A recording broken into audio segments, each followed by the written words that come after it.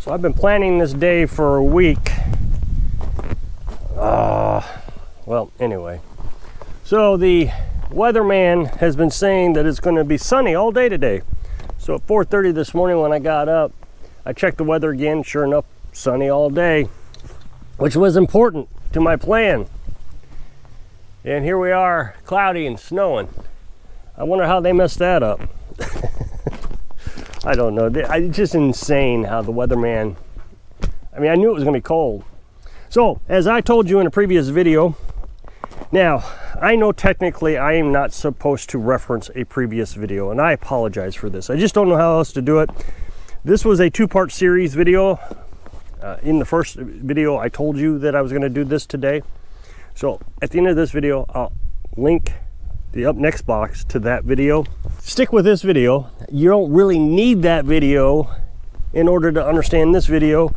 And so in that video, I was talking about how my water system worked. I don't think you're going to need that information to understand what I'm doing here, but if you want to know how to operate our system, then that video would be good for you. So we have this IBC tank here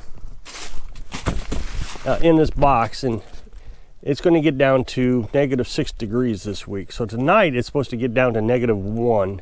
Carolyn said that she wanted to do things differently this year. Normally we just let our RV pump, we have an RV pump. Once again, that would be explained in another video.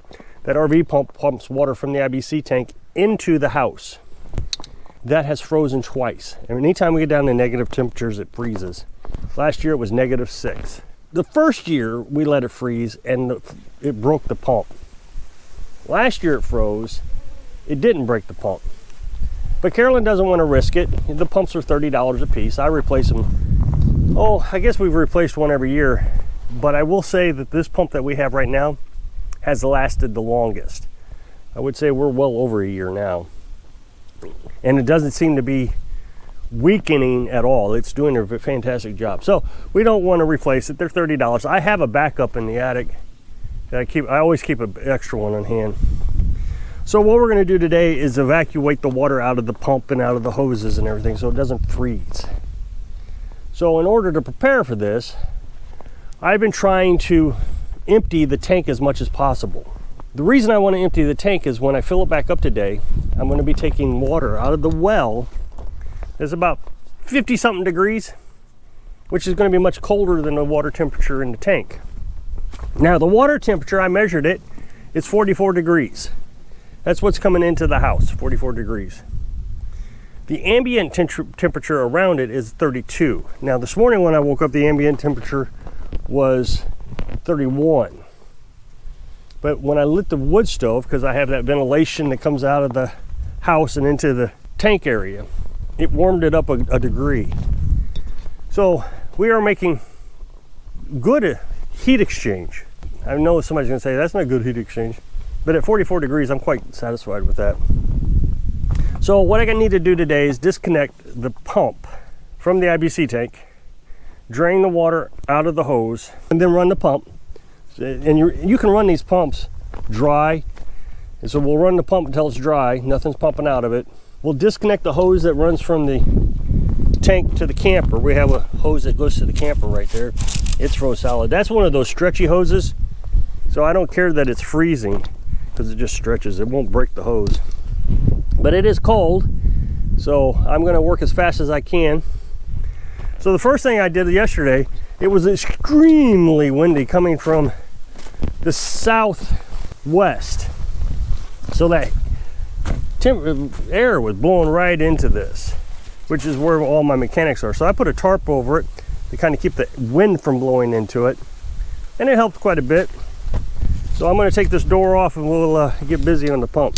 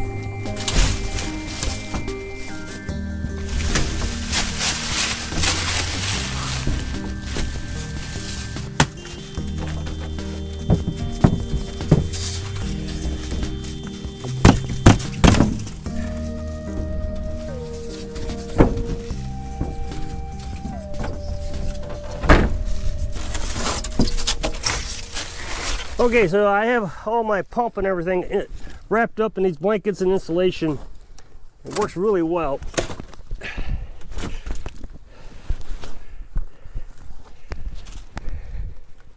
So here's the pump. Right there is the pump. This is the hose that goes to the camper. This is the hose that goes to the house. And then we have ventilation. You should be able to see this ventilation. And that ventilation wraps around all that hose. That hose goes into the house. And it's actually quite warm. It's really nice. Pretty nice in there. So what I'm going to do is I'm going to disconnect both hoses. The pump will run, and I'll let the pump all that water out of this. I'll shut this here, disconnect it. That way the water can drain out of that as well.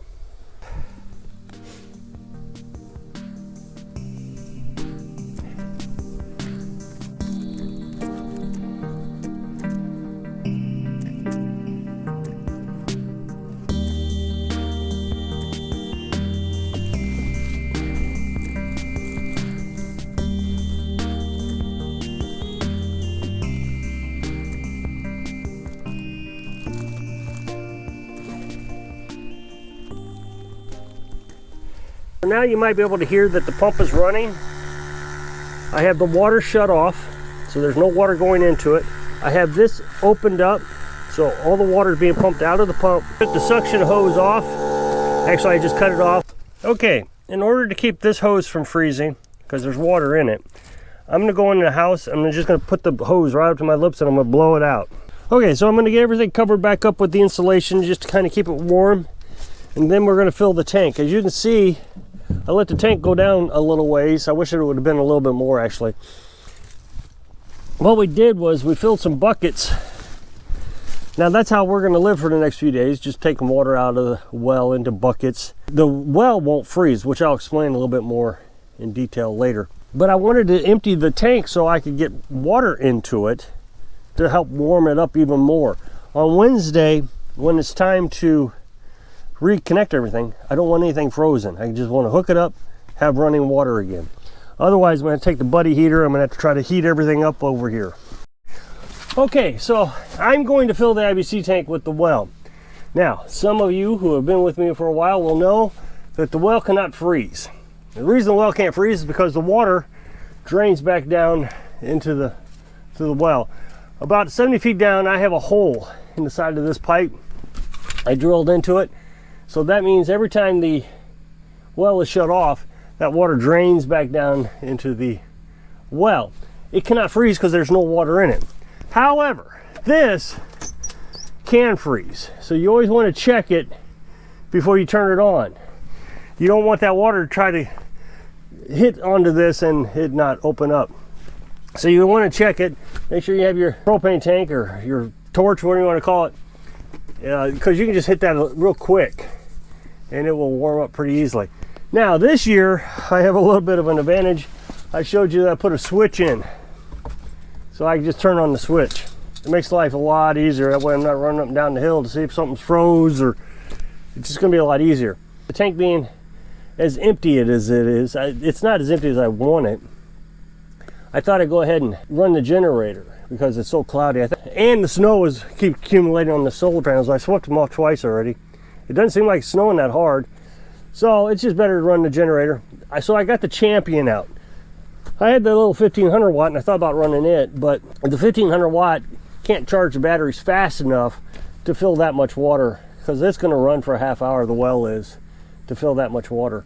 So we're going to try this and see if it's frozen. I got to hook up my nozzle here. I have a two-way nozzle. That way I can run the water out this nozzle to make sure everything's flowing okay, and before I put it into the hose. Okay, the generator ramped up. I hear air coming out, so that means water's coming up. And it'll shoot out because it's got to run that whole 70 feet. So it's going to take a few seconds for it to come out, and then it'll just come spraying out like that. Now I've got it way too high. I'm going to turn it down a bit. And now I'm getting wet, which is really dangerous in this kind of cold weather. So now what I'm going to do is I'm going to switch it over to the hose and shut that one off. Let the hose run for a minute. That way, if there's any dirt or contaminants anywhere, I can get that cleaned out before I put it into the tank. Also, we'll see if the hose is frozen.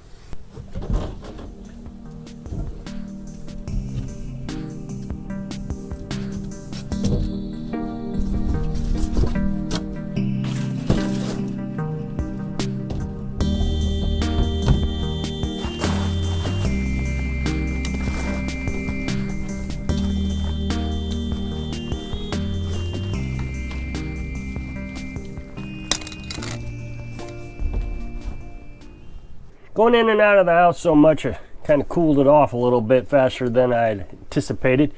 So, thought I'd start a fire and sit in front of it for a bit because I'm cold. You can see that Carolyn's got leftover turkey that she cooked yesterday. We always buy turkey after Thanksgiving because they're cheaper. We bought 2, so we finally cooked the second one yesterday. She's got it up here. And every time I come in, I take a little bit of it. Well, I finally just gave up and cut a big hunk off so I could have it. I don't know if we're going to have it for dinner or if I'm just going to snack on it all day. Here's the thing. If somebody's going to say, oh, that seems like a lot of work for living off grid in cold weather, I wouldn't do it. I mean, I can hear it now. So I spent maybe 2 hours doing all this, getting everything done, including the wood stove. Now, the thing is it takes me a lot longer having to manipulate the camera, and I'm not complaining, but you got to come in and out and warm the camera up or change the batteries. And changing batteries isn't an easy operation because it's a GoPro and it's a long story, but it takes 15 minutes to disassemble the thing and change out the battery. Here's the thing I always think about is, there's 2 things actually. One, when I lived in a house, an actual house that I paid a mortgage on, just like everybody, that's what you're supposed to do, pay a mortgage and be in debt to some bank and make the bankers rich. Every winter, probably around 15 degrees, I was going underneath the house in a little crawl space, and that's all it was just a little crawl space, thawing out pipes with a blow dryer. Every winter.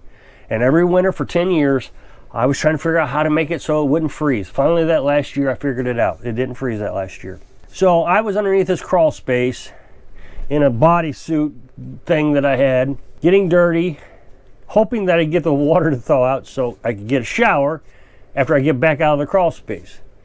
Or I can open up a door on my IBC tank, disconnect it, the pump, and wait the 4 days. The thing is I can still have water. It's a little bit more of a chore. Like I said, we got these buckets here, all full of water, but I can run the well into the water heater. Just run a hose. So you saw how I hooked up the hose to the filters and filled the water with the hose in the IBC tank? Well, I take that hose and I hook it up to the shower. It's just that simple. I'm not out anything except a little bit more time or inconvenience. I don't know. The thing is each year it gets a little better and a little better because I learned something. Just like the last three or 4 years, I've been trying to figure out how to get that well running so it wouldn't have dirt in it all the time. I finally figured it out. Very little dirt has been in it this year. Same thing with the freeze. The first year, our sewage pipe froze. We've eliminated that problem. Then we had the pump freeze 2 years in a row. Well, now it's not going to freeze. And on Wednesday, I can simply hook it all back up and we'll have water again as normal. See, I always say we'll have water again. We have water. That's the thing. In that old house, if I didn't figure out what was clogged up in the pipes, I didn't have water. Here, no matter what happens, I have water. The second aspect of it is while everybody's telling me how terrible my life is because I have to go out there and disconnect a RV pump into cold water, most people are going to work for an employer right now. 8, 10, 12 hours a day, so they can come home, pay for a mortgage, and once a year they crawl underneath the house with a blow dryer trying to figure out where the pipe froze. So I'm not sure where the advantages are, but you say you have the advantage. I guess I'll just believe you, although I'm going to be honest. I didn't like it. I didn't like your advantage. It may be an advantage. You may have all the perks in the world, but I didn't like it. To me, this is much better. I came in, I was cold, quickly built a fire. I'm sitting in front of the fire talking to you. This is perfect. So if you'll click this up next box to take you to a video where I was talking about the whole water system and how everything worked. The water heater, you get to see that, everything. So if I can inspire you to find the advantages in your life, stop making them up. Sing, live your dreams. Thanks for watching.